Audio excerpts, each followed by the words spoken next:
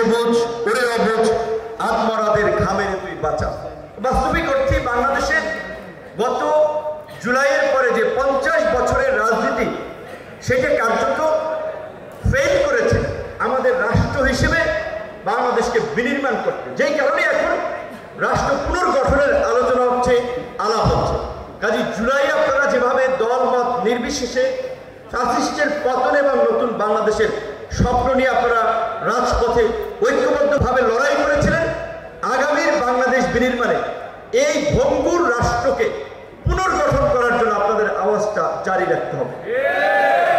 আজকে কেন 11 মাসে কলেজ বিশ্ববিদ্যালয়গুলোতে ছাত্র সংসদ নির্বাচন হয় নাই?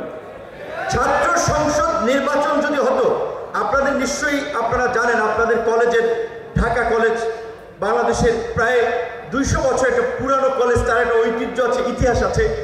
এরকম বিভিন্ন কলেজগুলো আছে, Jessore MM college, Barishal BM college, এই সমস্ত কলেজের ছাত্র নেতারা যারা VP/GS ছিল, জাতীয় রাজনীতিতেও কিন্তু তাদের একটা অবস্থান বা গুরুত্ব তৈরি হয়েছে।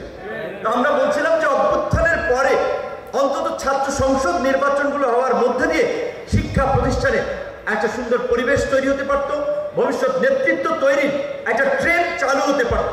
কিন্তু এখন পর্যন্ত কোনো একটা কলেজ বিশ্ববিদ্যালয়ে ছাত্র সংসদ নির্বাচনের আওয়াজ খুব বেশি আমি দেখি নাই। আমি সর্বশেষ এই কথাটি বলতে চাই বিভিন্ন ছাত্র সংগঠনের নেতৃবৃন্দকে উদ্দেশ্য করে, এখন একটা ছাত্র সংসদ নির্বাচন হলে যারাই জিতুক, ভবিষ্যতেও আপনাদের সম্ভাবনা তৈরি হবে।